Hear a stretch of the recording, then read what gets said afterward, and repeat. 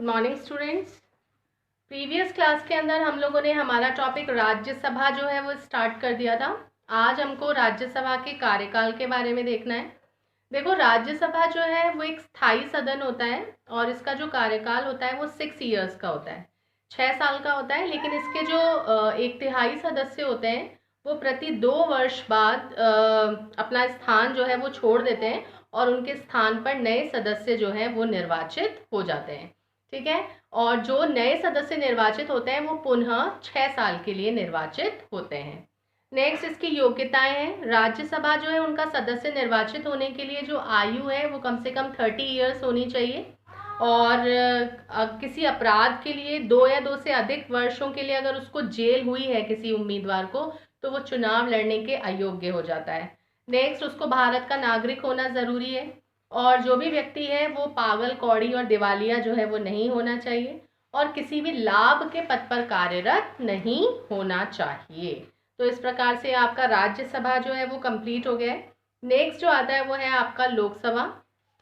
देखो, लोकसभा जो है वो ज़्यादा इम्पॉर्टेंट है क्योंकि लोकसभा एक प्रतिनिधियात्मक सदन है। इसमें जो चुनाव है वो निर्वाचित प्रतिनिधि जो है वो इसके सदस्य होते हैं।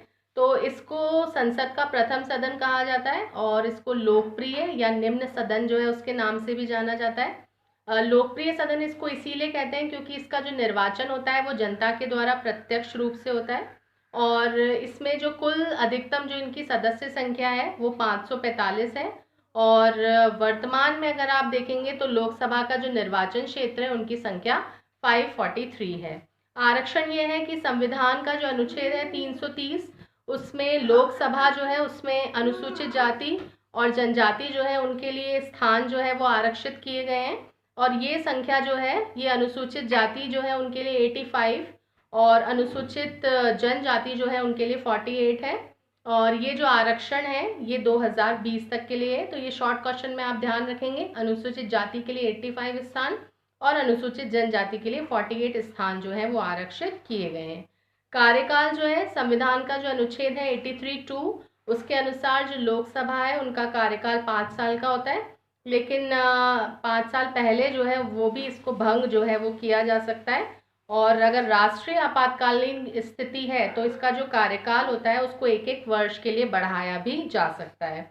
अब इसमें योग्यताएं जो है वो है कि बेईमानी अथवा राजद्रोह के लिए सरकारी नौकरी से कोई भी व्यक्ति न निकाला गया हो और उसको जेल से छूटे हुए 5 साल हो गए होने चाहिए, ये ज़रूरी है। इसके बाद में आता है हमारा संसद। संसद की क्या क्या शक्तियां हैं या कार्य हैं। देखो, जो भारतीय राजनीतिक व्यवस्था है उसके अंदर संसद जो है उनका केंद्र स्थान है और विधि निर्माण की ये सर्वोच्च संस्था होती है। ये संघ सूची और समवर्ती सूची के विषय जो है उन पर कानून बना सकती है और अगर विशेष परिस्थितियां होती हैं जैसे आपातकालीन स्थितियां हैं तो राज्य सूची के विषय पर भी कानून बनाने का अधिकार जो है वो संसद के पास में होता है। इसकी जो फर्स्ट शक्ति है वो है विधायी शक्ति। देखो, संसद का सबसे इम्पॉर्टेंट काम जो है वो कानून बनाना ही होता है। सबसे पहले कोई भी विधेयक के रूप में ही कोई भी प्रस्ताव जो होता है वो विधेयक के रूप में संसद के अंदर प्रस्तुत होता है। अगर वो साधारण विधेयक है तो उसको संसद के किसी भी सदन के अंदर रखा जा सकता है। हर सदन के अंदर विधेयक जो है उसके 3 वाचन होते हैं। जैसे प्रथम वाचन के अंदर विधेयक को प्रस्तुत करने की अनुमति मांगी जाती है और साधारणतः अनुमति दे दी जाती है। सेकंड वाचन के अंदर सबसे इम्पॉर्टेंट होता है, उस पर संसद की जो भी समितियां होती हैं वो पूरा विचार विमर्श करती हैं, पूरी देखरेख करती हैं उसकी। तृतीय वाचन के अंदर जो अगर कोई शाब्दिक संशोधन वगैरह रह गया होता है तो वो संशोधन जो है वो तृतीय वाचन के अंदर किया जाता है।